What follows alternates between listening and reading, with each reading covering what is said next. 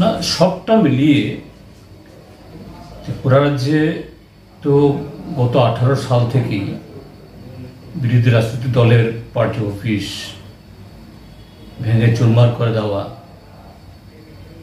দিন দুপুরে বোলডোজার দিয়ে ঘুরিয়ে দেওয়া, এটা প্রায় নিত্যনৈমিত্তিক ঘটনা। যেন এখানকার শাসক দল ভারতীয় জনতা পার্টি যখনই তাদের ইচ্ছে হয় তখনই এইভাবে অন্য কোনো দলের এবং কোনো ইন্ডিভিজুয়াল কারো পছন্দ হলো না তার উপর এই আক্রমণ নামিয়ে নিয়ে আসা, এটা প্রায় জলভাত হয়ে গেছে। এখন এই সাম্প্রতিককালে যে কতগুলো ঘটনা হচ্ছে, আজকেও হয়েছে, যে গত পুজোর ঠিক আগে, পুজোর সময়তে আমাদের একটা মহকুমাতে এক রাতে 5টা পার্টি অফিস, সেখানে এই অন্ধকার রাতে ঢুকে দরজা জানালা ভেঙে সমস্ত আসবাবপত্র চুরমার করে দিয়েছে। এর কদিন আগে একই ধরনের রাতের অন্ধকারে বুলডোজার দিয়ে আমাদেরকে পার্টি অফিসের বারান্দা এবং দরজা ভেঙে তছনছ করেছে। আর গতকাল এই আগরতলা শহরে আমাদের রাজ্যের মাননীয় মুখ্যমন্ত্রী তার যে বাসভবন, সেই বাসভবন থেকে খুব বেশি দূরে হলে পরে, পায়ে হেঁটে গেলে পরে 10-12 মিনিটের রাস্তা, হয়তো 1 ফার্লং বা আধা কিলোমিটারও হবে না,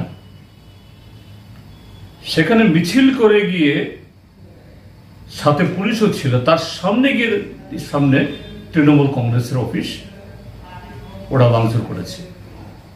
ইস্যু কি? ইস্যু পশ্চিমবাংলাতে ভারতীয় জনতা পার্টির এমপি এমএলএদের উপর আক্রমণ, কাজী তার বদলা।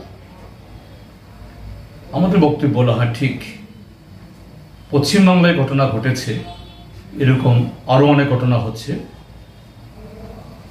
সেখানকার শাসক দলের তরফ থেকে, অবশ্যই নিন্দনীয়, তার নিন্দা করতে হবে গণতান্ত্রিক ভাষায়। কিন্তু এই নিন্দা বা তার বদলা মানে হলো ত্রিপুরাজ্যের মধ্যেও একই কায়দায় এখানে পুলিশ পাহারায় গিয়ে সেই রাজনৈতিক দলের অফিস ভাঙা নয়, দুটোই জঘন্যভাবে রাজনৈতিক অপরাধ, গণতন্ত্রের উপর আঘাত হানা, দুটি নিন্দনীয়। আর এই তৃণমূল কংগ্রেসের অফিস ভাঙ্গাকে দেখার জন্য আজকে পশ্চিমবাংলার প্রায় 12 ডজন সাংসদ, সিটিং এমপি, একজন মন্ত্রী সম্ভবত আছেন, আরো কয়েকজন নেতা আছেন, প্রাক্তন সাংসদ সহ, এরা স্বাভাবিক ত্রিপুরা সফর করতে এসছেন। মন্ত্রী সাংসদরা ত্রিপুরা সরকারের কাছে আগাম জানিয়েছেন। এটা আমাদের দেশের এটা পরম্পরা। কোন রাজ্যে যদি অন্য রাজনৈতিক দলের কোনো প্রতিনিধি আসেন, মন্ত্রী সাংসদ হলে তো কোনো কথাই নেই, সেই রাজ্য সরকার তাদের সম্পূর্ণ নিরাপত্তা বিধান করা, এটা তার নৈতিক কর্তব্য।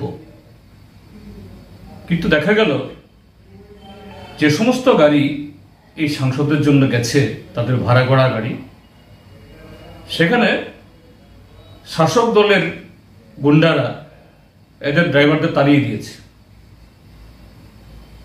এয়ারপোর্টে সেখানে যে এই ট্যাক্সির কাউন্টার বা অন্য বাহন যেখানে ভাড়ায় খাটে, এদেরকে নিষেধ করে দিয়েছে, এই তৃণমূলের লোকদেরকে নেওয়া যাবে না। এটা কোন ধরনের গণতন্ত্র? এটা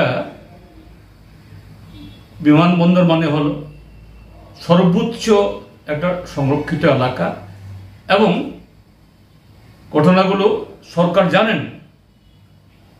এরপরও আমি মিডিয়াতে দেখলাম প্রায় 3 ঘন্টা ধরে পশ্চিমবাংলা থেকে আগত তৃণমূল কংগ্রেসের প্রতিনিধিদেরকে সেখানে রাস্তায় বসে থাকতে হয়েছে। এটা গোটা ত্রিপুরা রাজ্যের লজ্জা, গণতন্ত্রের জন্য লজ্জা, এবং এই রাজ্যের রাজনৈতিক ইতিহাসে আরেকটা অনেক কলঙ্কের অধ্যায়িত হয়েছে। এটা আরেকটা নতুন সংযোজন হলো। যাই হোক, পরবর্তী সময়তে দেখলাম ওনারা এসছেন, পুলিশ বোধহয় একটা ব্যবস্থা করেছে। এখন পশ্চিমবঙ্গে যাওয়া হয়েছে তার প্রতিবাদ হোক, আমরাও করছি। কিন্তু তার মানে হলো পশ্চিমবাংলা থেকে আগত প্রতিনিধিদেরকে এইভাবে হেনস্থা করতে হবে, নো, এটা আমরা সমর্থন করি না। এটা সম্পূর্ণ অগণতান্ত্রিক স্বৈরাচার এবং তারা অবস্থান করছেন। আমি আশা করব ত্রিপুরা সরকার, প্রশাসন নিরপেক্ষভাবে যারা এসছেন পশ্চিমবাংলা থেকে তাদের নিরাপত্তা বিধান করে তারা যাতে তাদের বক্তব্য, রাজনৈতিক অধিকার, কথা বলার সুযোগ তারা পান, এই ব্যবস্থা করা উচিত। এটাই হলো আমাদের বক্তব্য।